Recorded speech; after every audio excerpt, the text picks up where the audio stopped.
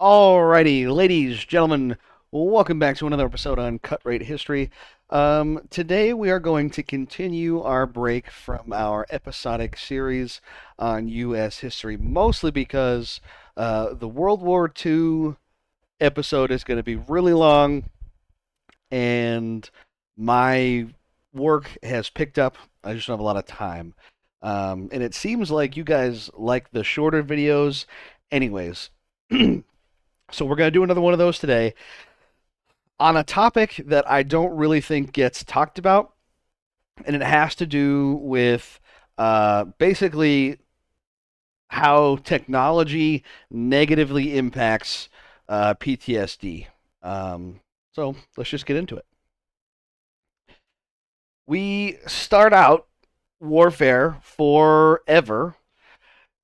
You go and march to wherever it is you're going to fight, and then you fight there, and or your city is besieged, whatever the case may be, at least one, if not two armies are marching to whatever battleground they're going to fight over, whatever strategic spot, whatever the case may be. And they fight there, and then they go on to the next place, they fight there, XYZ, until this war is eventually over.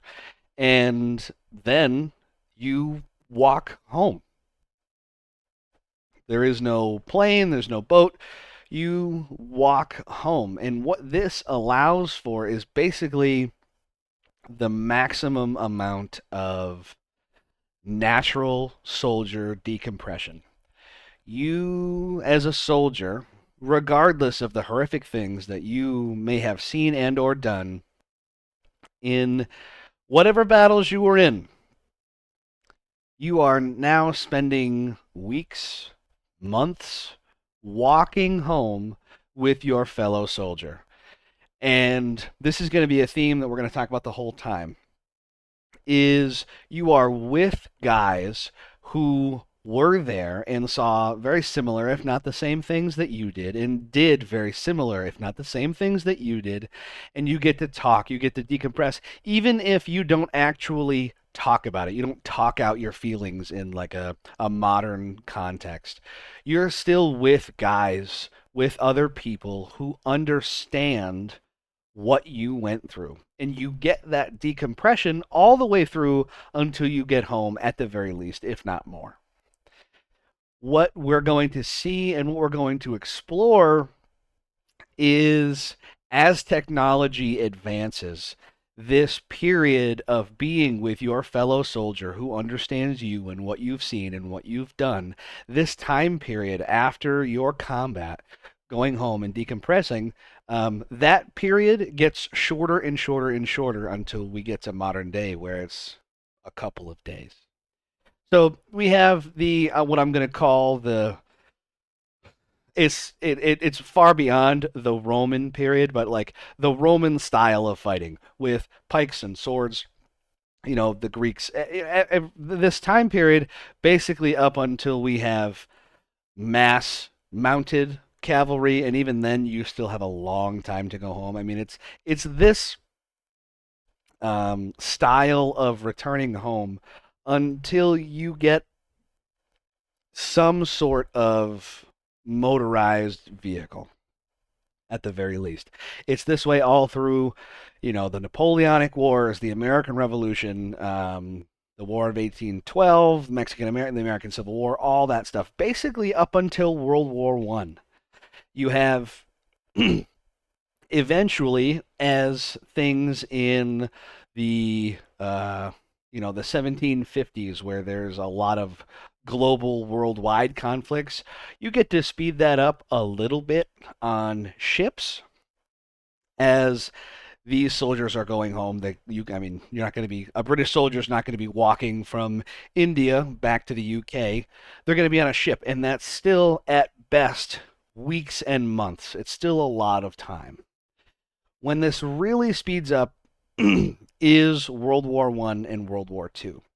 But it's not that dramatic, especially for Americans.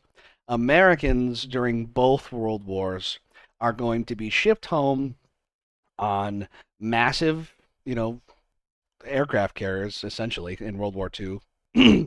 um, and it's going to take, again, weeks to get there. And through this time, just like we talked about, it's going to be,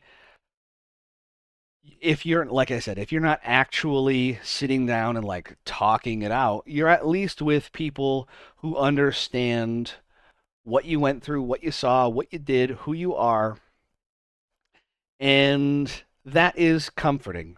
That is a way to process what you saw, what you did.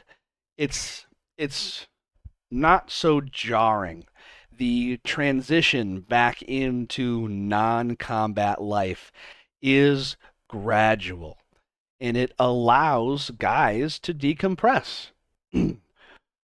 When we get really to Vietnam is when we see a drastic change, not only in technology, but the way that soldiers are received at home. So previously, everything that we've talked about, everybody is going home en masse. Even if, like in World War II, you're not going home, like until the war is over and the occupation's over, not literally everybody is going home. However, when you're cycling out, it's a whole pile of guys. Hundreds of guys at a time are cycling in and out of the States. And they are received by their families and the public, and there's parades and all kinds of things like that. When we finally get to Vietnam, guys cycling in and out of country are going by plane, and they're going quasi individually. They're not this giant troop movements anymore. They're going in the tens, in a way that guys can be selected and pulled out of a group and not compromise the group. So by the time you load up on a cargo plane, you get back to the States, and then there's nobody there to greet you. You land at a military base, and yeah, great job. Okay, go home for your R&R, and then you get on a regular airliner and go home to no fanfare, to no parade, to argue a lot of times nobody even greeting you at the airport. And by the time that the anti-war movement is kicked off, you're getting greeted by people who hate you and who think you are the worst person on the planet. The plane ride itself doesn't allow for even, a nice long transition out of combat. You're not with a whole bunch of guys who saw the same things that you did. So even if you wanted to talk about it, you couldn't. And then when you do get home, you are probably greeted by angry mobs, or possibly greeted by angry mobs. This does not do well. These guys' minds are not given time to decompress, to process the things that they saw, that they did, that everything like that. And that's why, not that there weren't cases of PTSD before Vietnam. There were, it wasn't fully understood, but it was called shell shock and things like that. And it was understood that if you saw really heavy combat, some guys came back different. And there wasn't there was a little bit of study, but there wasn't a whole lot of time and effort put into it. Some guys just came back different. And you can read anecdotes going as far back basically as you want that we have written language. PTSD has always been a thing, and I'm not saying that it came about all of a sudden because of new technology. I'm just saying it's certainly inarguably more prevalent.